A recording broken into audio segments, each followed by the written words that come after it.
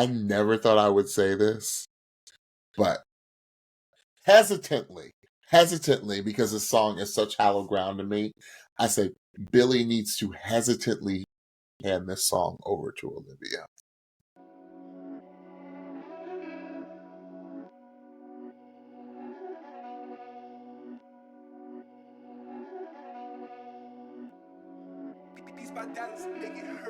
Well, hello. Welcome to the B.D.ii podcast. We are your hosts, James and Stephanie. I don't know why I always turn my head when I talk in our intros. Here on the B.D.ii podcast, we are passionate about good music and a great vocal. We'll use the vehicle of NBC's The Voice to give you our take and our feedback on each contestant, performance, and overall vocal ability. But what we're never here to do is come for any contestant's character or anyone as a human being. There are times that we have been known to come off a little pitchy. At times, if you know what I mean, we'll always do our best to speak our loves, that too, our truths with kindness, love, and respect. Yes. And with that, let's go ahead and jump into the second night of the playoffs. You know, Stephanie, I'm really excited to talk about tonight because I knew tonight was not going to disappoint.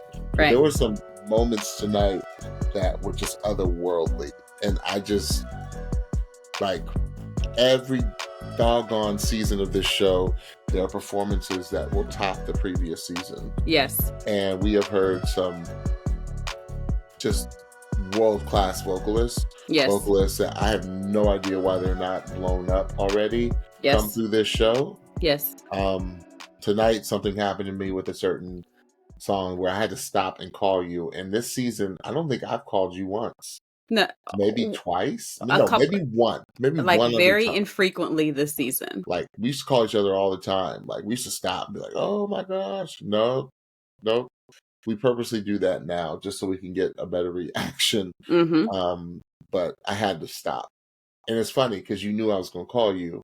I did, but you didn't reach out to me because you were like, "Oh, he hasn't gotten there yet." Yeah, I was just waiting. I was like, All right, so we got a ton to talk about. We got 10 people to talk about tonight, 5 on 5, and a plot twist to talk about as well, which I want to talk about on the Patreon as to who I think the plot twist applies to without giving what the plot twist is. Yes. But we'll get to that later. All right. Yes. So let's jump right in. Let's go. So tonight we had Team Blue Blay and Team Legend. Yes. Sheryl Crow and Leanne Rimes came back, which these two right now for me are just some of the greatest mega coaches that we've had on this show in recent history. They are both so spectacular, especially Leanne Rimes. Like she's really like you can see the 30-year residency. It's the best word. And you can also see that she is a coach elsewhere on other The Voice iterations across the world as well. Leanne could truly, and we've had coaches on these shows, Leanne could truly, in my opinion, have a second career as a vocal coach.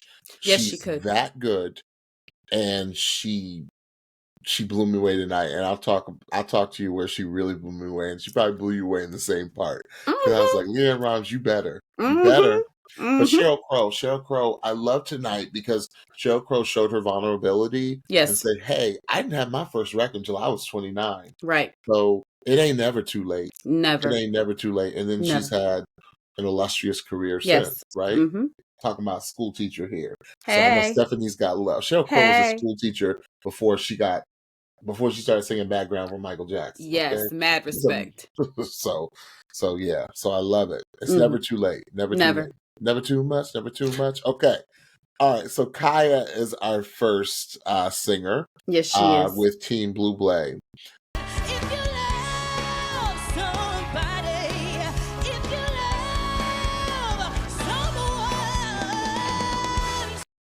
I was nervous. I don't know if you were nervous. I know this song. I know it very well.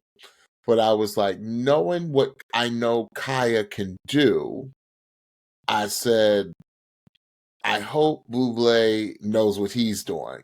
But then I was like, no, Buble knows what he's doing. Yes. He had that grin on his face. Yes. And he sang, or she sang, the up-tempo Sting song, If You Want Somebody, Set Them Free. If you love somebody, Oh, I'm set sorry. them If free. you love somebody, set them free. Excuse me. Yes. I just love that hook on that song. It's one of my favorites. Free, Because I hear BGVs all day long in that song. Yes. I said it's interesting that he challenged Kaiya with an up tempo. To me, I think it proves that Kaiya could sing anything. And sound amazing. Yep. Okay. And then I put okay. And I'm still in the Be Real, y'all. He better rearrange it. I said he smacked it, flipped it, and he rubbed it down. And I said, Michael is trying to get Kaiya to the lives. Yeah. By doing what he did with this song. Yes. I said she looks like a star. I felt like the way it was revamped and given a more Motown soul feel, I felt she was giving me Tina Turner vibes. Oh, you wrote that too? Yes. I felt like she was giving me Tina Turner vibes tonight. And not many people give Tina Turner. No. Tina Turner vibes is like she's one of one, right? And I just felt like the way she was singing it, the way she kind of like, you know how Tina would prance? Tina would just prance around the stage. Yes. The way she did that, you know, in her older years, you know, Proud Mary Tina was hard, dancing hard. But like the way, I just felt like it's so, and then the middle section of that song is so difficult because it is contrasting rhythms. Yes. So the band's doing one thing and the singers are doing another. And she just kind of just flew through it. I mean, it was just incredible. Yes. I said, she's killing, very good sense of rhythm. I said, and then I wrote, open it up, sister. I said, the snappage, the holler. I said, Michael and Cheryl's coaching took her voice to another level. It sure did. And I said, she's stealing it. She really is. And then my last comment, I said, ooh, Melanin is popping. Ain't it though? She looks so good. Ain't it though? I said, Melanin is popping. Stephanie. To quote Kelsey, she ate. No crumbs were left on the plate. That was None. crazy. Okay, so in the rehearsal, when they told her to add some grit to the love, if you love, when she did that, I said, sis, this is what you doing in the rehearsal? I said, and I did not know this song prior to last season when Sting was on and they were doing a whole bunch of Sting songs and somebody either Sting or somebody else did the song. And I was like, this is the jam. So when they said this for Kaiya, I was like, ooh, up tempo. Ooh, I can hear her voice on it, but I feel like instrumentally they're going to have to do something. When they flipped that thing, the Motown sound, I said, this is it. That's it. Give us some horns. Give us some good rhythm. I said, that's it. Okay. I cannot believe that you said Tina Turner because that is exactly what I felt, but I couldn't pinpoint whether I was correct. It felt correct. Like the feel, the intensity, the prance of it, the Motown of it. You never say somebody is Tina Turner. No. Like I said, she's a one of one. Exactly. But that's exactly what it felt like. And it was the grit in her voice as well that I think lent to that Tina, along with the prancing around, like, and I don't want to say prancing like she was being pretentious. She was owning the stage. That stage was Kaiya's. That was Kaiya's stage. And she just invited everybody that came after her to go ahead and share the stage with her. Every time she said, can you love someone? Like, I was blown away. I said, sis, your vocal cords are going to come falling out of your throat. Like the way she was hot, but it was so in control. For as gritty as it was so in control. It was so soulful. It was so clear. as far as that part that you were talking about, I was like, breath support pro. Like, how are you even doing this? Where's the rhythm? I was like, vocal on vocal on vocal. This performance was just vocal on vocal. There were so many stunning things about this vocal. I could not get enough. She looked stunning. She ate. There were zero crumbs left. It was the epitome of an incredible show opener. The up-tempo of it all, the professionalism of it all, just the exceptional quality of the entire performance. Chef's kiss. Did you watch Fantasia's season of American Idol? Yes. She reminds me of LaToya. Yes. Doesn't she remind you? Yes. Like, she gives you those vibes. Yes. Like, LaToya could have won that season too. Jennifer, remember, that was the same season Jennifer Hudson was on. Yes. Hudson could have won that season too. Yes. Like, she gives me those LaToya London vibes. Yes. Like, I just, yes. It's effortless. It's superior. It's classy. It's classy, and it grabs you. Yes. And you are just mesmerized by what she does. Whew. And that vocal and just that whole performance was nuts. Okay, so next, we'll volley. I'll have you. We'll go back and forth. Okay, next up was from Team Legend. We had Bryson Battle. He sang "POV" by Ariana Grande.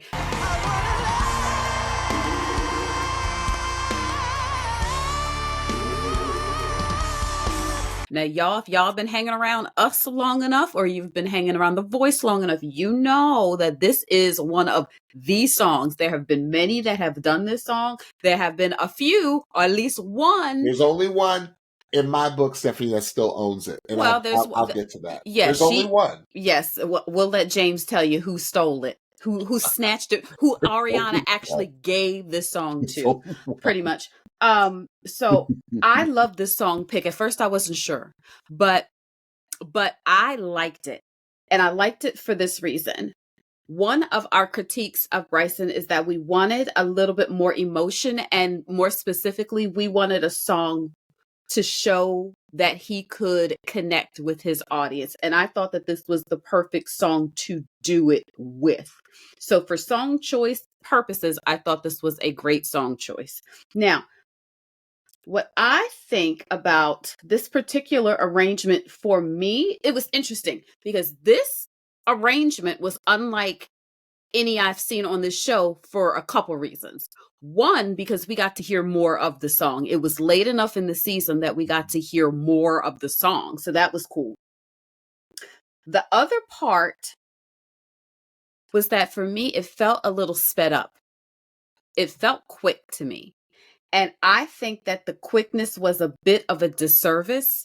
However, I think that Bryson did a beautiful job within the arrangement being sped up.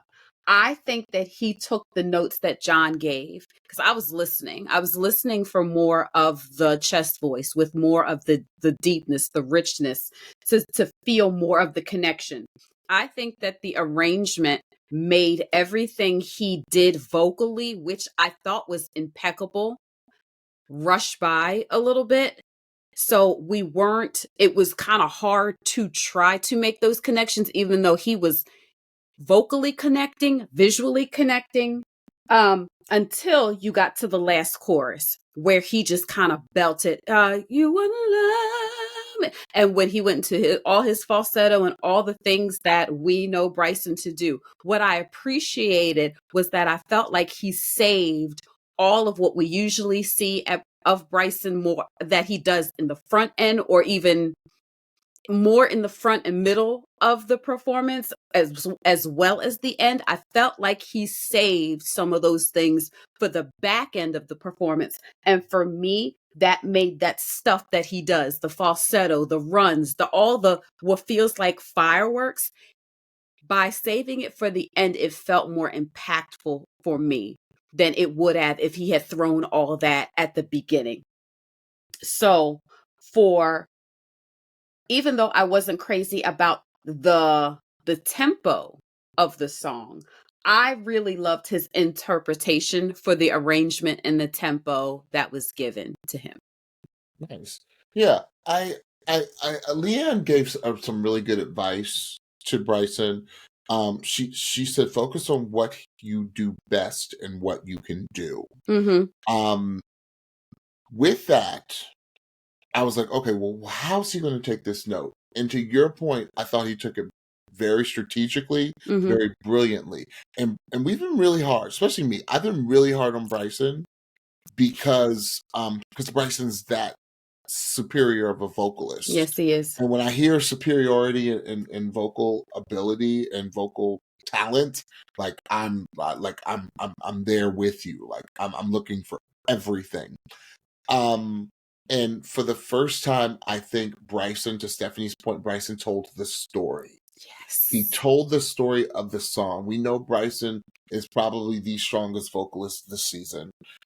If we're talking about just pure vocal ability. But he gave us, he had me saying, okay, is this all he's gonna do? Like he tricked me. He tricked me. Because in the first part of that song is introspective, right? Yes, it is. Yes. So he did exactly so the musical theater in him really came out and really helped him. And I love that John said, I picked this song because Ariana's her foundation is musical theater. Yes. So I think that's the path you want to take. Like you want to be a popular singer, but don't lose your musical theater roots, which I think and I believe which makes Ariana so effective today. But here's the thing. For the Pitchy Podcast, and this is strictly for the Pitchy Podcast, when you declare a song owned by someone, you're going to have to do something I've never heard before. Jiminy still owns this song. Yeah. If you did not watch, maybe Stephanie will put the link in, because Jiminy did this on a blind audition. Yes, she did. Right? Yes. And you've got to go back. So it's like 1:20, and the cuts were flawless. And what she did is just, you can't even really speak of it. Right. Like, Ariana was like, it's yours. But saying that, the holler on the back half of that song, every week Bryson does something. He does something that I don't think, and a bunch of them said is humanly possible. Right. Like, I'm like, dude, what can't you do? Like, you do these things to your voice that are just insane. I cannot, and I'm foreshadowing a little bit, but I really was thinking, this is what I was thinking. I want to hear his voice in the lives, because it's almost getting to a point where it's like, I don't believe it, because it's so ridiculous. Yeah. It's so spectacular. Yeah. That I want to hear Bryson with no production value added to his voice. I want to hear just the voice, and I want to hear him do this in the lives. So I can be like, wow, OMG. this really is this gifted of a singer. Yes. Because I'm just so blown away by what he can do. It's almost like the voice is bigger than him. Truly. Like he just has this innate, unique gift that I can't even describe. I said he is like the Jennifer Holliday of this generation. Truly. Like when you first heard Jennifer Holliday sing, and I am telling you, I am not going, like you couldn't even describe it. That's right. It was like a revelation. It was a movement. That's right. It is a blow you over type of voice. Woo! I cannot wait. So that's my take. Okay. Would I have picked POV for Bryson? No, I wouldn't have. John knew what he was doing. It was a big risk. It was a big risk to pick this song, but it's like he put a stamp on it. Yes, he did. When the holleration came out, and he saved it for the end. Yes. And I said, okay, Bryson can do it. Bryson can do it. He really, really can. He's really growing into his artistry, and it's beautiful. Absolutely. Yeah. Yeah. All right. Our next singer was Angie. And wow, I was like, don't do this to me tonight, Angie. Right.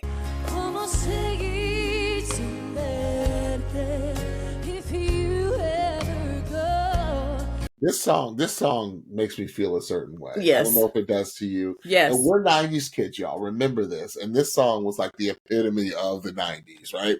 It was just like it's a transportive song, right? It Yes. takes you back to a time Yes. of when we were teenagers and young and innocent and trying not to be innocent and falling in love for the first time. And this song would come on the radio and we'd be like, oh, Delilah was on the radio and like this is what this song, like the summer nights, Delilah was on the radio, you're driving the car different, like this is one of those songs for us. So she's saying, how do I live without you? Or how do I live? LeAnn Rimes. Yes. Wasn't this song done by more? Was this song covered by someone else too? I want to say yes. I thought maybe this song was covered by someone else. But I'm sure it has been. LeAnn Rimes, I'm sorry, the song started and ended with LeAnn Rimes. That's right. It is Trisha.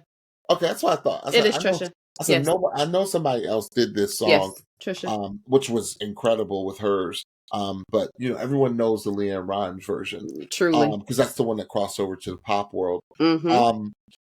Did you notice that like it was kind of like a trot rhythm? Like I felt like she was on a horse. Like it felt like I called it click up, click up. I called it Tejano. Yeah, it was kind of. It had a Hispanic or Spanish inflection to it. I saw her riding on a horse and singing this, almost like a trot rhythm to it. Like I heard the click ups almost of the. No, of it the was bongos. Yeah. Yeah. Okay. I love her riffs and runs. She are so intentional and she's so strategic in the way Angie places her riffs and runs. I just love it. I love it. They're so intentional. And then I wrote Espanol, Espanol, Espanol. I said, I love you adding the Spanish in this song. I said, all day, every day. Yes. This is one of those songs that requires so much soul, and it's such a brilliantly written song that you can throw in some Spanish and everyone knows what you're still singing about. Yes. I said, it's soulful country. That's what this song is. Throw a little pop in there with it. Yeah. Perfectly written song. I said, ooh, Angie, take your time with it, girl. Especially at the end. I said, she took her time. How she ended that. I said, mucho, mucho bueno. I said, come on, John. I said, you don't have to go there and say beautiful gowns.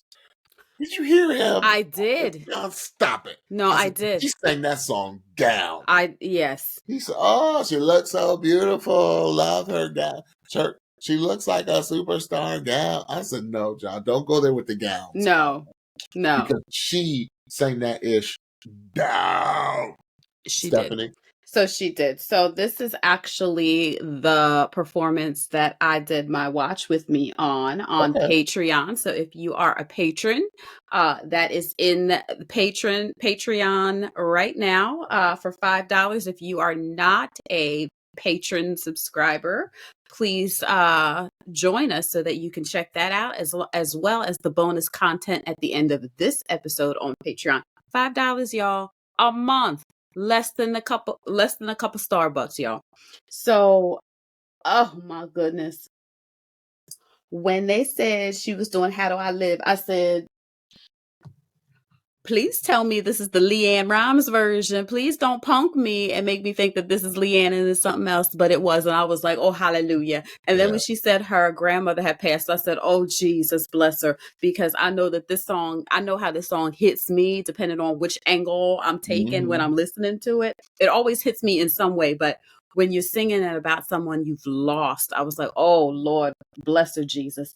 And then when she said that she was a Spanish speaker, I said, oh, okay now. Okay. So when it started, what I heard was that like Selena sound, like the Tejano music sound with the percussion and all of that. And I was like, oh, y'all really fitting to do this right. I really felt if I was a Spanish speaking person or someone of Hispanic heritage, I would have felt honored by that instrumental selection. I just thought it was perfect. And then when she came in, I said, this is just stellar singing. This is just gorgeous singing. And then when she did the Spanish chorus, y'all will see my real time reaction on Patreon. But I was like, because the sound was so good. A stripped down bitty bitty bumba. Yes. Oh my goodness. So when she got to the chorus and she said, "How do I ever survive?" I'm so used to that kind of being more floaty and falsetto. Girlfriend sang that thing full throat, and I said, "Oh my word!" Like, that's not an easy task, y'all. Just try it. That's not an easy task. One thing about Angie, she is so captivating on stage. She commands the stage. She has so much confidence. Her communication and her connection to her audience is always stellar. She sings with conviction to the point where every time she's on that stage, I feel like she's preaching. And not preaching too, but just communicating in such a convicted way that I just believe everything. Yes, I just believe everything that she's singing. Yes, she looked gorgeous, but that was secondary to how gorgeous her voice was. And what I thought, y'all will see on Patreon, I thought John was going to say how gorgeous her voice was. And then when he said dress, I said, dress? I said, yeah, but her voice was gorgeous. Exactly. I said, no, this is not a beautiful gown situation. This is gorgeous, stunning woman, but yes, the voice was absolutely exceptional tonight. Well done. Well done. Awesome. All right. Our next singer. Oh, this is you. Our next singer was B.D.ii. And he is from Team Legend. He sang All My Life. Wait. Casey and JoJo. All my life, I pray for someone like you. The wedding song of the 90s. Yes. Probably the number one wedding song. Probably the number one wedding song. Next to probably, yes. Probably the number one R&B ballad of the decade. Yeah.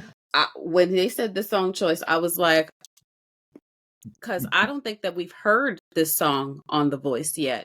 And I wonder if John had to do like his special permissionship to get this song. A battle. Maybe years ago they did a battle.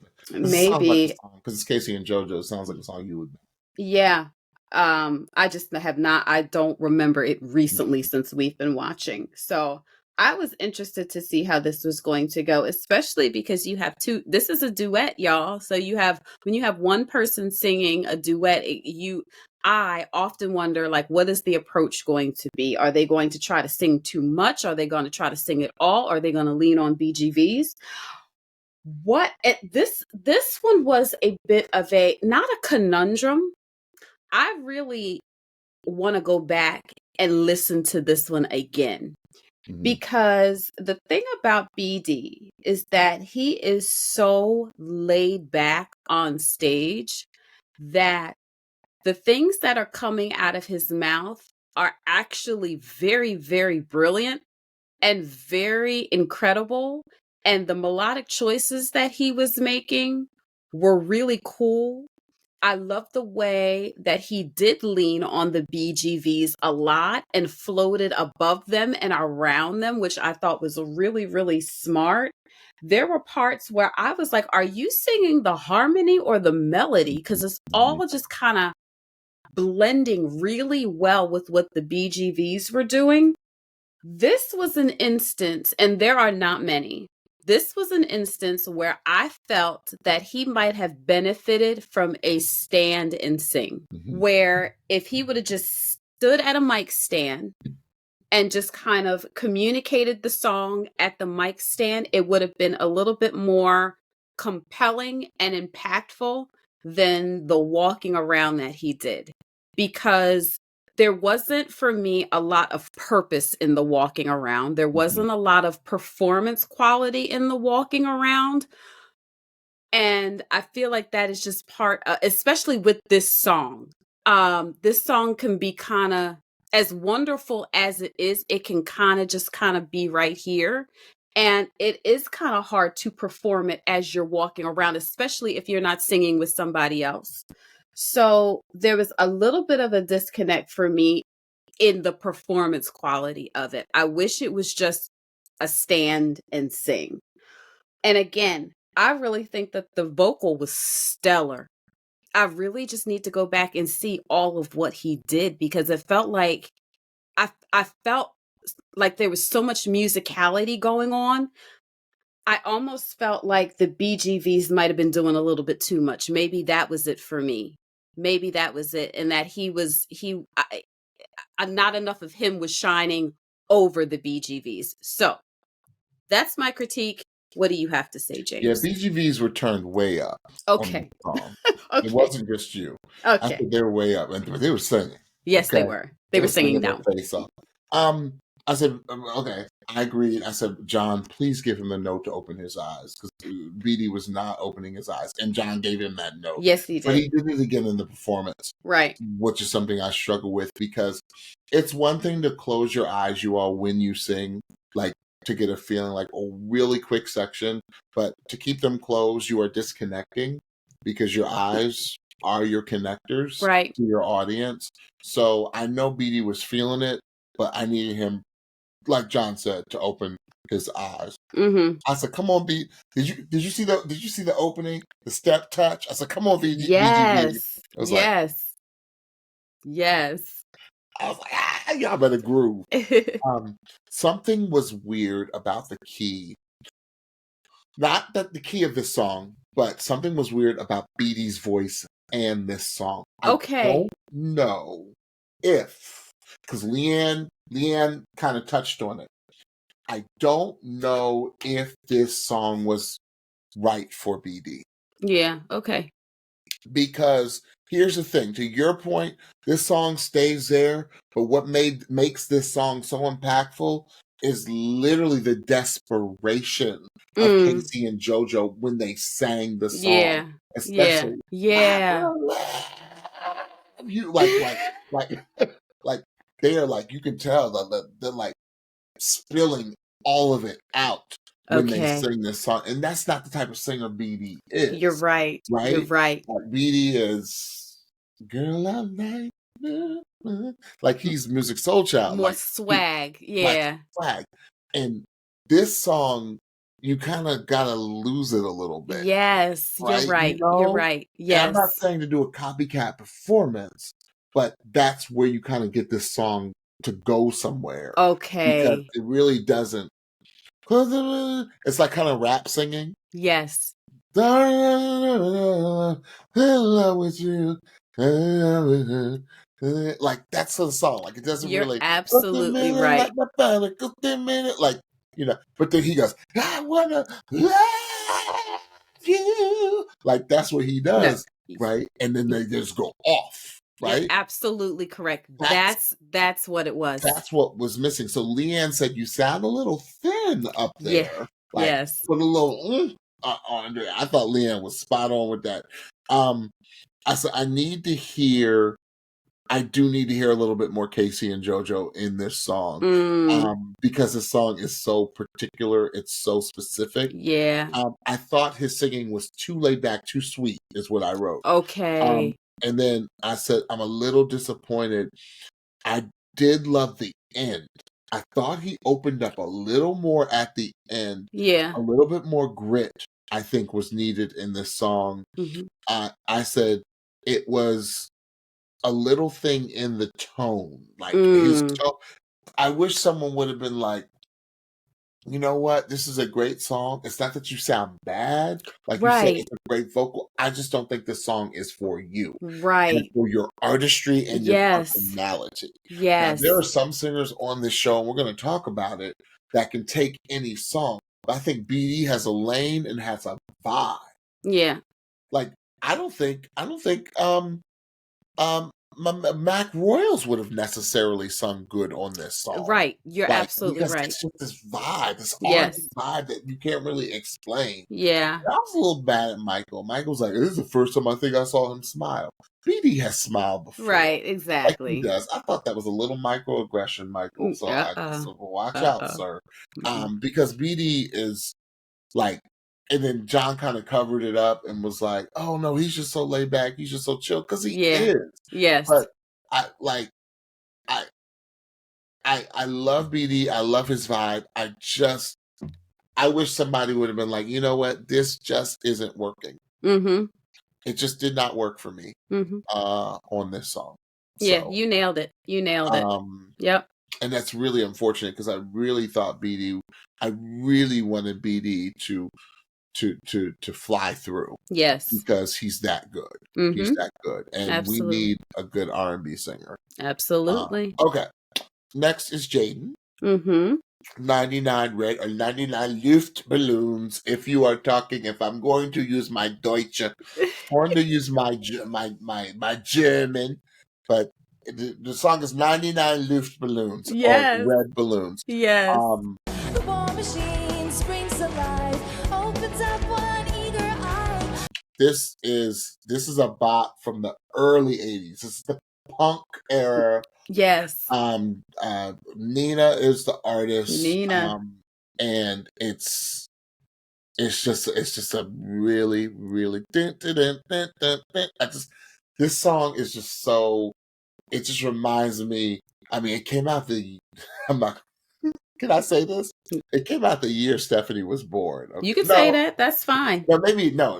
You were 1, I think, when this song came out. Oh. But I was, I don't know, 5. And I was just starting to really get into music at that age, and I remember this song. Kids love this song. Yeah, because it's like, very like I just remember just being like this at a very young age to this song. I said it's a perfect song for her. I'm really starting to hear the brilliance in her voice. I said, okay, y'all, shut up. I get it. Shut up. People are falling all over Jadyn because here's the thing I realized about Jadyn. Jadyn is so today, but she sounds like no other artist of today. That's right. She sounds like herself. Yeah. So it's a today vibe, but she's not Billie. She's not Dove. No. She's not Olivia. No. She's not Todd Taylor. No. She's not. She is Jadyn. Yeah. And that's why I see why Cheryl and Michael and all of them are just like, who are you? That's right. And she's got that look, and and all you had to do for Olivia is give her a little staging. Jadyn. And I said, that's all she wrote. Say it again. Staging. No. You said all you had to do for Olivia. All you had to do with Jadyn is give Jadyn a little staging. And with a song like 99 Red Balloons, it was over. It was a wrap. It was a wrap. Said, okay. My only issue, and again, Jadyn, I know you, Jadyn, we love you, and thank you for supporting us. My only issue is I just don't like the narrative that they are giving you. And she don't like it either. Stop showing. She don't like it either. Stop showing her daddy. And stop. And here's my biggest problem, and this has nothing to do with Jadyn. They let Jadyn pick the song, and no one else got to pick their song. Did she get to pick this song? Remember, she knows the song cold. But they didn't say that. Listen to what I'm saying. What you're saying might be true, but they didn't come out and say that she picked this song. So I'm just trying to be clear. The other artists didn't know their songs, had never heard of their songs, had never sung their song. I'm just trying to be clear. I know. Because this is why, James. This is why. Because she don't want this narrative. And I don't want to do anything on this podcast to reiterate and continue the narrative of what I understand what you're saying. She's getting a free ride. Yes, No, I don't. get it. Yeah, because she don't want it. Here's the thing. It was undeniable. Yeah. It was undeniable tonight. The second she started singing, how she started, how she sat down, how she got up, how she was playing with Paul and the band, how like everything Jadyn was doing tonight was the makings of a really, really, really big superstar. Yep. The jumpsuit, I mean, everything, the look, the sound. And I got to really hear that voice tonight, and I was like, okay, she can compete with the biggest artists of today, and you're going to know that oh, is that so-and-so? Oh, no, that's Jadyn. No, it'll be, that's Jadyn. And people are going to, it's a voice that people will imitate. If Jadyn gets a chance where her voice gets on a larger platform and she becomes a pop star, it'll be a voice that, like how everybody imitates Beyonce, it's like going to be a voice that people imitate. Yep. Because she's so unique. Yep. And so amazing. I said she stole it. She stole it. It's undeniable. She stole it. Stephanie. And he was even better with your good ears on. That girl started, I said, oh, shoot. Oh, I'm going. I said, oh, shoot. I was like, this is undeniable. I was like, James better hear it. He better hear it, because the sweetness, the youthfulness, the brightness of her sound, along with this airy quality that's like layered on top. She almost has like the Layla Hathaway effect, where you hear like actual voice and then you hear like this filter over. Yeah, it is absolutely incredible. So for me, okay, let's talk about the start of this performance and how brave it was, because at the top of this performance and at the bottom, there was nowhere to hide, because all you had was synth chords. That's all you had. So number one, her voice can't hide. Number two, you better come in on the right key. And she did. And I was like, you better show them, Jadyn. You better show them how much of a professional you are, how gifted you are, how professional you are, how skilled you are. And then the rest of it just kind of took off. I was just like, this is unbelievable. So for me, she was giving Gwen, she was giving Avril, she was giving that energy, but in her own tone. But like the little inflections to her voice especially were giving Gwen. There was like and this song is kind of built to make it feel kind of performance forward and theatrical and all that. What I loved about this performance is that she didn't do too much. She gave this performance, or she gave this song vocally and performance wise exactly what it needed without being over the top and too much. Yes. It was so brilliant. The ending, when they thought she was done, she had them judges standing, or those coaches standing on their feet for another whole like 20 seconds as she did the outro to this song. Yeah. Oh yeah. Ending with just the synth again and like bringing it down again, which is so hard to do when you've been up in a performance and then to have to bring it down. It was absolutely incredible by far. And she's had some great performances on this competition. This was by far her absolute best. And what a time for it to come in the playoffs. What a time. Now, what I will say was I'm writing as the performances are going. So I'm looking up, down. What I thought to myself was, oh, good. Oh, good. They haven't showed her daddy yet. Oh, good. Maybe they won't do it. Right as I'm writing it, they cut to him just crying, sobbing. I was like, oh my God. Oh my God. Here we go again. But, it is what it is. And she did an amazing job. Amazing job, Jadyn. She did. You know what I want to hear in the lives? Because I just think it's just going to, if she does it the way I think she's going to do it, it's just going to, like, she's going to win the show. What? If she came in, take this pink ribbon off my eye. Oh my God. I said, Jadyn, if you sing I'm Just a Girl, if you sing Just a Girl in the lives, it's over. like your take on Just a Girl. Like if you sing that, like I could just see a no surprise. Give her Like the trophy. Give her the trophy. Give it's it to gonna her. be over because she's what America is as far as popular music. As far as That's she good. sang Just a Girl in the Lives. I hope Gwen would let you sing that. Yeah, Gwen, release that, please. Thank you. Yes. Take this pink ribbon off my eye. Like, yeah, it'll be over. It'll be over. Just a Girl. Just a Girl. All right. Our next singer is you. No, you gonna start this one. All right. Olivia, I hope you're watching. And Steph, I'm gonna need you to tag her. Oh, I always. I'll just start off saying what Olivia sang. Olivia sang the Barbie song. The Barbie, what was I made for? Billie Eilish. Yes. I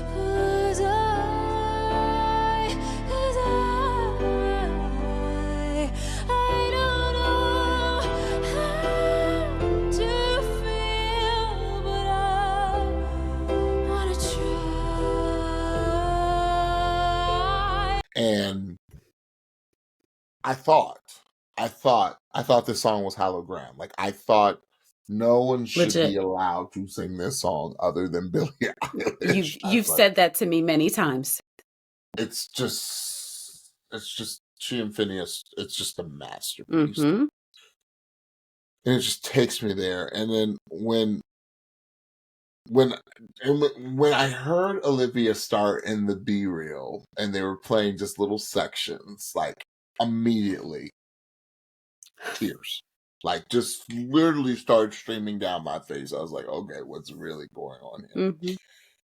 And then I wrote a note. I said, the way she emotes a song, Mm-hmm. it reminds me of, and not just because of the red hair, but she gives me Bette Midler vibes. Oh, yes. Like a young Bette Midler. Yes, yes. Like, it's so mesmerizing. Yes. It's so enchanting Mm-hmm. Mm-hmm. to watch Olivia perform. I said, but this, I said, she did something. First off, she did something with the straight tone. Every time she gave us a straight tone, it broke your heart. Mm-hmm. It broke your heart. I'm trying to be as calm as possible. He because really I'm gonna let is. Stephanie tell you how I really reacted. I will. I said,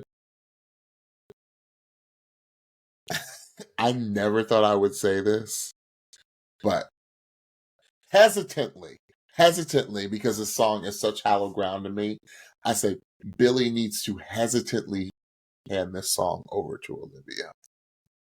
Like, exactly, and not look. Because this song is so ridiculous. I don't think Olivia could ever, I don't know. It was such a riveting performance tonight.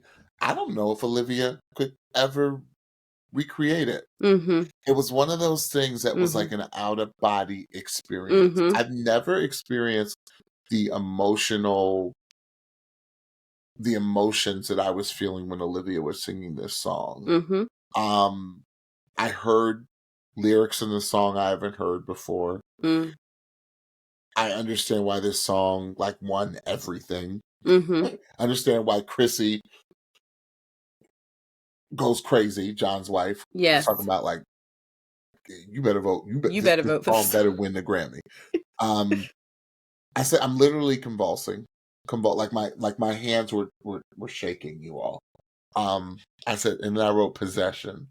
I don't even know what I just experienced. I said best performance of the playoffs. Arguably the best performance I've ever seen on this show. In the seasons that we've been doing this. Arguably it is top two. Top two. Mm-hmm. Of every performance I've ever seen on this show from any artist on this show. Mm-hmm. I can't remember one to be better. Mm-hmm.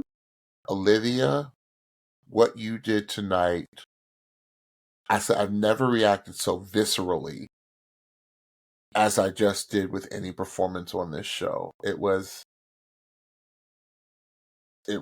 undescribable. If you've not seen her version of What I Was Made For, you have to see it. Stephanie, I'm like speechless. Like, honestly, I had no notes. Because I was so emotionally being taken to a place tonight I was not ready to be taken to. It caught me off guard. Olivia, you jumped me in the alley tonight. Stephanie. Okay, I was not ready for that. But that's that's one way to put it. Stephanie, can I ask you a question? Yeah. Yeah, let me ask you a question. Because you were there before me. Yeah. Take me to when you were watching this live. Take me to when you were watching this. I want to hear from you, and I'm sorry to flip this around a little bit. That's all right. I'm just so fascinated. I want to hear from you because I'm getting chills just thinking about it. I want to hear from you what was going, because I know how you feel about this song too. Okay? Yeah. I want to hear what was going through your mind as you were from the Be Real on. I just want to hear some of your mind thoughts. That's an oxymoron. I just want to hear your thoughts. So I won't even talk about the Be Real, because after I heard that she was doing this song, I think I blanked out. I was just like, oh my God. And it sometimes when we hear that artists are singing songs that we really, really love, there can be a fear factor.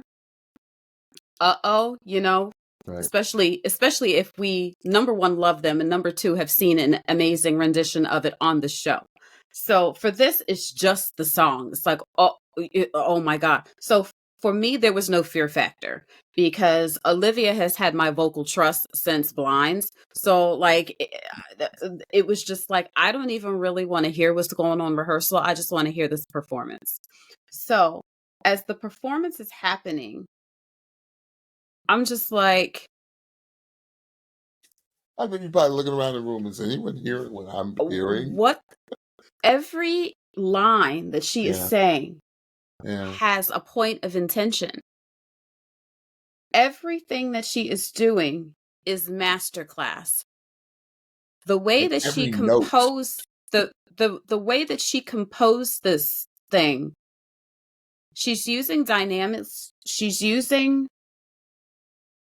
melodic choices, she's using richer vocals than I've heard in this song previously to make it almost sound more grown up and even more deep than the original.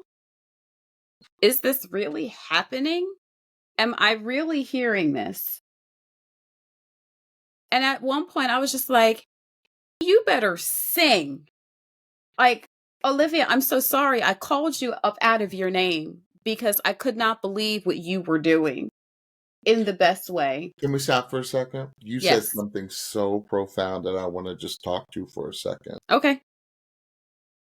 It was a completely different approach to the song that Olivia took. It was almost singing it in retrospective. Reflective. That's what I wrote. It was like a reflection. Like someone who's lived their life. Yes.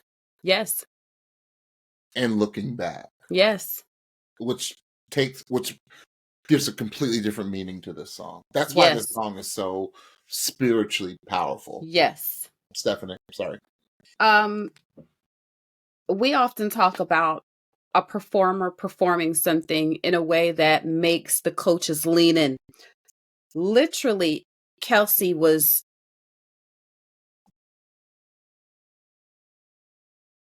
at every note, at every word, like she was literally leaning in, and so was I. I could not believe what I was hearing. And I wrote down, and this makes no sense, but I wrote down, give her an EGOT. Yeah. Give her an EGOT. Give her every major award right now. for that performance, because I don't know. This episode Especially, should win it. This episode should win an Emmy. it really It should. really Like, should. I don't know if I will ever see as good of a performance on this show ever again in my life. No. And we have seen some outstanding Freaking performances. Kim Cruise was on this show, y'all. Freaking Kate Martin. Like, we could go on and on and on. Come on, Electric Feels. Electric Okay? Feels. Like, we could go on. But there was something. This is what I'll leave this for Patreon, because what I'm also going to leave for Patreon is what you called and said to me and how you sounded. So I will leave all that. What I will say is, Olivia, I feel like I need to pay you for this performance. I feel like I need to hop into your Venmo, your Cash App, and your PayPal and give you some money. And that wouldn't even be enough for the experience that I had. It felt like a gift. It was stunning, and stunning is an understatement. I'm not gonna toot my own horn, but I recently just got done doing a production of a show of a show that's very near and dear to my heart, and I mean, Stephanie knows all this, but I didn't understand like the impact this show does until literally someone walked up to me at the end of the show who I know but don't know too well and gave me $50. And I didn't understand why. But now I get it. Like, they just handed me $50. They were like, I don't know what that was here. Yep. Like, they didn't know what else to do. Right. Exactly. And I was like, okay. Exactly. Thank you. Yeah. But now I get it. You get it. When a performance is just so and again, I'm not saying that to y'all know I don't come on the show and sing or act or do whatever I do. Right. You got to come to the DMV to see that. But yeah, I get it. I get why you said that. It's like, I appreciate it so much. There's nothing I can tangibly do or say. Except like, some money. Except to bless your wallet. Like, that's the best I can do. And bless your spirit with what I'm saying. Do, right? Yeah. I get it. I said it was just so, best performance I've ever seen on this show. Mm-hmm. And with one of the greatest songs ever written. Yeah, truly. That I didn't think anyone would ever be able to. That's right. Someone please send this to Billy and Phineas. Please. Oh, absolutely. They need to see what she did tonight. Absolutely. And Billy needs to come on TV and say, I relinquish this song to Olivia. Begrudgingly, because it's one of my masterpieces. Yep. But here you go. Mm-hmm. It's crazy. Yeah. It was just so crazy, y'all. Y'all check it out if you haven't seen it. It was just so Olivia. Woo! And I'm gonna talk about a little bit something else on the Patreon a little bit later. Okay. In regards to her and that. Okay. Stephanie. All right, let's keep pushing. Barry Jean. Team Bublé, Until I Found You. Steven Sanchez was the song. I would never fall in love again until I found her. I love this song on Barry's throat. I thought that his voice sounded rich. I thought that he sounded good. He sounded so good. I loved his stage presence. I loved the range that he showed. I felt like the song and the way he sang it gave me all the emotion, all the expression, everything that I needed, everything that I would look for from a Barry performance. I felt like he and the band were in sync together. I feel like they were working as a unit. I just felt like this was his best performance and best vocal of the competition. Oh, I love what John said to him about his stage presence, how he didn't need to do a lot. He just needed to stand in his own confidence and communicate in a confident manner. And I appreciated that he said that based on some of the other feedback that Barry has gotten in past performances, because he don't need to do a lot. His voice, his personality, And his emotion and expression all comes out in just the way he performed tonight. And I thought that it was a perfect playoff performance for him. Yeah. I'll just read what I wrote. I said, this guy is such a light. Yes. I said, he just makes me smile. Mm-hmm. I said, the sincerity in his delivery. Mm-hmm. I said, it's just second to none. There's something I wanted him to do tonight because there was a moment that I felt like because he's just getting comfortable in his own skin, you can tell as a performer. Old girl BGV was singing her face off and looking dead at him. If he would have turned and looked at her and they would have had a moment, I wanted them to have a moment. Did you see what she was doing? I missed it. No, because I was writing, so I missed it. Woo! It was incredible. Okay. When he's saying some of these parts, connecting with her when they were singing together, I said the way he says the word Georgia is so gorgeous. It was gorgeous. So beautiful. Yes. I said, what a voice. I said, he's just so damn lovable. Yes. I just you just can't. And the like you could tell that that's just who he is because it's the fact that it's coming through the TV, the fact that the coaches say it every time, like we just love everything about you. I said, you making a lot of ladies weak in the knees, bruh. You really are. Like, I don't mean to be, I know this is no, it's not really a children's show, but I like, bruh, you would have gone home. You'd have gone home that night, bruh.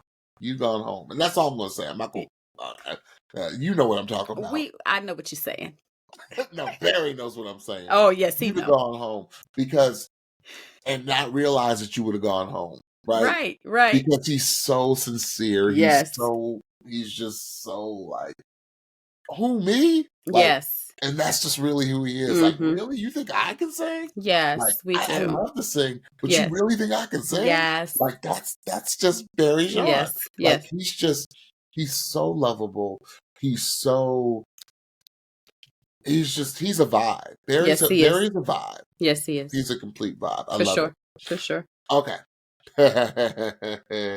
Okay, this next one. I'm going to introduce it real quick. So Ari sang one of Stephanie's favorite, like bar none. Just rain down on me, that you love to shower me. Don't come between Stephanie and her sisters with voices. Don't you ever come between Stephanie and her SWV. Don't do it. You will get cut. The South Jersey will come out and you'll either get cut or cussed out. Don't come between her and her SWV. Don't come between her. Okay, so I'm going to let you talk about Ari and Rain. Ooh. I wrote, when I heard what she was doing. I said, yes. Oh, and Stephanie probably said, I did, because again, like I was talking about with Olivia's song, like this is one of my songs, but this is also a song that was done a couple seasons ago by Cara Tene, and Cara Tene sang that ish down. Okay. Yes, so I was like, okay, Ari, what are you going to bring? And I was delighted to hear that Ari brought her own thing to this song. Yeah. Ari, listen. Ari brought a little Layla Hathaway to this song, to this selection. I love her tone. She has this raspy, kind of rich, alto tone. I love the raspy choices. I love the richness. I love the melodic changes and choices. I love how she told the story of the song. I love the range that I heard at the back end of this song. There was a maturity to the way that she delivered this song that I was just like, what you been through? Like, you done been through something. It was almost like take your time and tell this story, sis. Like, She was giving R&B queen, and the interesting thing is she is only 21, but the delivery of the song gave me maturity, gave me life. Like there was life in the telling of the story of this song, and I loved her approach to it. I cannot wait to listen to it again. I love the confidence that she brought. I loved her vibrato choices in this song as well. This was a different take because I've always been used to hearing the Coco version, and then Cara Tene did a very similar sounding version. So this was a different take on this song, and I absolutely was here for it. I loved it. What'd you think, James? Yeah. You know what her voice reminds me of? And I just got downloaded this. You know those old jugs that are like pottery jugs that like have a really small top and they're really fat. Yes. You blow. Yes. The Layla Hathaway. That's what her voice reminds me of. It reminds me of that gorgeous, rich, overtone, haunting tone of a blowing in a big jug. Yes. I wrote, I love her tone. I said it almost sounds machine. It sounds produced. Oh. I said sing BGVs. But before I said sing BGVs, I said sing LeAnn Rimes. I said, what you know about some SSWW? I said, oh, you a real one, LeAnn. You's a real one, girl. She's like, I do. I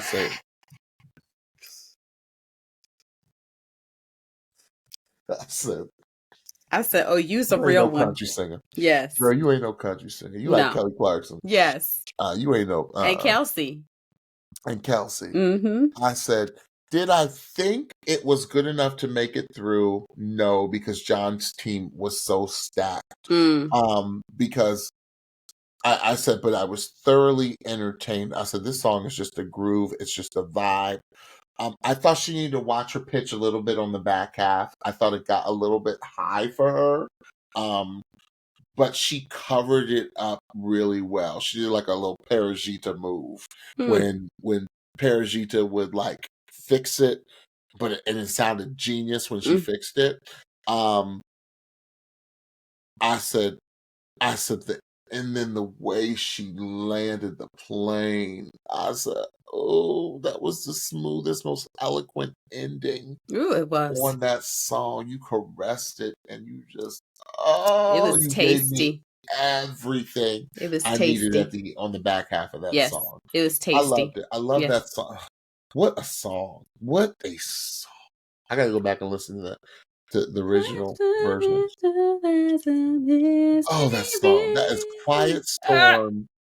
Like, that's quintessential. That reminds me of like tonight, right? Y'all, we're getting bad storms here tonight. Yes. But then it's that rain.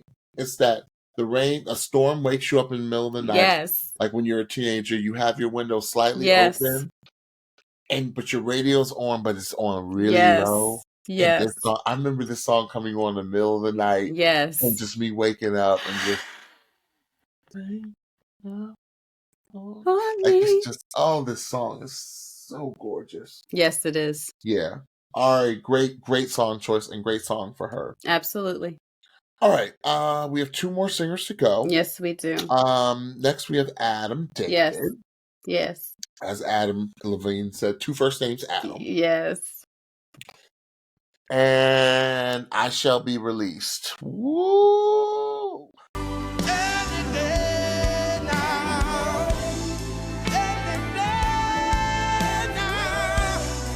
Bob Dylan. Now, you know if it's going to be a Bob Dylan song. Don't sleep on Bob Dylan. I know Bob Dylan sometimes sounds like a crackhead when he sings, but Bob Dylan is one of the most prolific writers ever to do it. Okay? Whatever lyrics that come out of Bob Dylan are just pure poetry. They're Shakespeare, right? Yeah. It's Shakespeare in modern day. I said, Adam just reminds me of Stapleton. Anytime Adam sings, I said, any doesn't matter what song. Adam's like, I don't know this song, blah, blah, blah. I said the Stapleton of it all. It's just sit back and just groove. Yes. I said, I love this man's voice so much. I can listen to him sing all day long. All day. I said, the passion, the grit, the character. Yes. I said, and he's just passing through. This was a just passing through performance. It sure was. Seasoned superstar performer, just veteran singer, just passing through. 1,000%. I said, the effortless holler in this man's voice is insane. And then he had the nerve to halfway start preaching. I said, preach on, preacher. I said, he's going through. Sorry, stole it. Hashtag stole it. Adam was like, y'all gonna hear me in the lives. Stolen. He stole it. He stole it. Because Adam, there's no bells and whistles, y'all. There's just singing. It's just singing. He threw that guitar back. I said, oh, he really about to let us have it. He really about to let us have it. And he did. I said, this man, like, I need him and Stapleton to do a duet. Like, Please. It would just be insane. Please. Stephanie. Oh my goodness. When he started singing, I was like, did he not write this song? This is a Bob Dylan song. This is not an Adam David song, because it just felt like it was his song. I was just like he started his first line, and I was like, yes, sir. Sing, sir. Sing, sir. Oh my goodness. And in the first verse, his singing along with his playing, it was just, like you said, pro, just passing through. Did you see Cheryl watch him when he was singing? She was she was like, I'm gonna need your record now. I was like, me too. When he took that mic off the mic stand and he slung that guitar to his back, I said, oh, we in for it. And like you said, it preach on, preacher. I said, get the ushers. Where are the ushers? Pass the collection plates, please. Where are the ushers? This is the time. Come to the altar. Close the doors of the church. Yes. Come to the altar, y'all. Come to the altar. He was singing his testimony. That's what it felt like. I was literally in here worshiping, I don't know what I do know what you've been. Come on. Like, I do know what you've been through. I know you are on your sobriety journey, and I felt that in this song. It's all there. Every time he sings, I feel it. I felt like he was singing about his freedom, and I was just like, "You better sing your testimony, sir." Every time he sings, it feels like he's singing through the release. Look that one. Listen, I was so ready to run. I was ready to run, or I was ready to shout here in my room. It was so good. And there was still the character in his voice, because it's always there. That's just the kind of voice he has. But this was different, because them vocals were just different on tonight. Like, I really, really heard the belt of his voice. I heard the clarity. I heard his tone more than just the character in this particular song. I was like, oh, you really trying to go through. Like, you ain't fitting to play with us tonight. You like, I am going to the lives. I mean, it was undeniable. It really was undeniable. It was. Sorry. Mm-hmm. Sorry. Yep. Okay. So our final performance of the night was our leak for the week. This is RENZO. Singing a Hozier song. Yes. Too Sweet. Too Sweet. I think I'll take my whiskey, my coffee clutch in my bedroom. I want to talk to this one first, Stephanie, because okay. I'm going to tell you something. I'm going to be completely transparent. I did not, when I first listened to this on Friday, I did not feel it. Mm-hmm. I don't know if Stephanie did either. We talked a little bit about it. I was like, this is okay, but I wouldn't have picked this type of song from RENZO. Mm-hmm. I want to hear some Living Colour. If you have never heard of Living Colour, they're an all-black rock band from the 80s. Cult of Personality was their big song. I want to hear some Lenny Kravitz, because we've heard Lenny Kravitz on this show, but I don't think Lenny Kravitz, I want to hear Are You Gonna Go My Way? I want to hear the up-tempo That's good. Lenny. I don't want to hear It's Not Over Till It's Over. I don't want to hear American Woman. I want to hear Are You Gonna Go My Way? I want to hear up-tempo, hard rock soul in this man's voice. I said, this boy can just flat-footed sing. I Yes. said, I don't know if I would still necessarily pick the song for him. Mm-hmm. I said, the holler at the end. I said, no one on this show can do what Renzo can do. No. I said, and then the way I said, it was like a double Dutch entrance. Like I was like, Renzo, how did you find when to come in? Oh, I Were know. you counting? Because it's just like, it's like, boom, and it just came in. And you're like, Yes. wait a second, that was off. That was not on the beat. It was or at the beginning of the measure. I was like, Yes. he just came in. Mm-hmm. It's like the band. It's like, I'm gonna make the band follow me. That's right. I said this was actually, I would say, like 10 times better than when I listened to it originally. Okay. Especially because, and maybe it's because, Stephanie, I did not know the song, and I'm, Oh, when you I don't don't know know the the song? song, Oh, I did. it's gonna be harder for me to really connect. But watching it again, Mm-hmm. I just was like, especially what Renzo did on that end of this song. I said, it's like Bryson. Oh, No one can do what yeah. Renzo can do. Yeah. I thought he played it safe, but then back half, I just was like, I don't know if nobody can do that. It's true. I don't know anyone who can sing like that. Debix, maybe close. Maybe, But yeah. I don't know. Like I said, that was just crazy. Stephanie? Yeah, yes and amen everything that you say, everything that you said. I do know this song. I really like this song. It's really an interesting concept. So yes and amen to everything that you said about the vocals. My issue was with the performance. Renzo, I wanted you to look me in my face and say all that. and it almost feels like aggressive, like the way that he was singing it, like with all the growl and all the angst and all the passion. That's what I wanted in my face.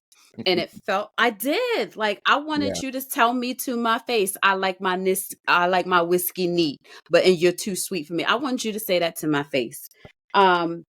Because there was the connection that I was missing of the performance, of you singing it to me. There was a lot of looking down. There was a lot of eyes closed. And I get, like, sometimes when you're passionate, you have your eyes closed. And I get that. I just wanted I wanted 80% more eyes open. That would have put this performance over the top for me. But vocally, if I was just listening to that, it was a masterclass in what you do. And what you do is unlike anybody else on this season. Nope. It's so skilled, it's so thought through, it's so measured, yet almost wild in some parts, but a contained wild. Like it's so skillful what you do, Renzo. So yeah, I really loved the performance. I just wanted you to say it to my face. All right, so that is it. Stephanie, before we switch over to the Patreon, let's give us the results. All right, so here were the results very quickly. Very interesting results, y'all. So for Team Buble, Adam, David, and Jadyn went through. Not surprised. For Team Legend, Renzo and Bryson went through. Surprise. Yeah. And let's go to Patreon. Okay. All right, we have been on for like almost 2 hours. So yes, we have. You all, thank you so much. Live start next week. Yes. And we were definitely given a cliffhanger because, and this is for, hey everyone. One last thing we wanted to get in. Yes. There was a twist thrown at the end of this episode. Yes, there was. Is a super save on steroids. Yes. Is what I can describe it. Yes. Each one of the coaches gets to bring back. So 4 coaches, 4 people get brought back of their choice. Michael Bublé ran out so fast. He said, "Oh, I know who I'm getting." And he ran out. So check out the Patreon to see to see who we think should come back. Yes. All right. Well, Stephanie. Yes. It's time to go to bed. It's been past tomorrow. time. It's yes. tomorrow. It is tomorrow. It is literally tomorrow.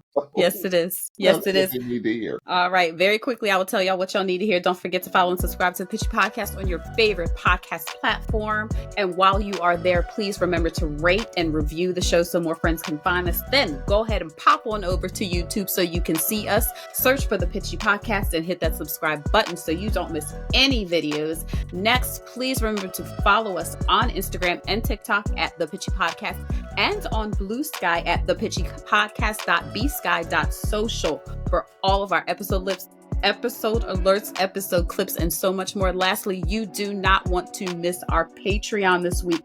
We talked about our super saves. We talked about the results tonight. We talked about James almost hyperventilating. We talked about so much in our bonus content, y'all. Only $5 per month for this content and all of our content. I did a watch with me that you don't want to miss. If you like us, you will love us on Patreon. $5 per month. Check us out there. All right, so I'm gonna go put some Olivia Billie Eilish under my pillow tonight. So good night, y'all. See you next week. All right, bye-bye.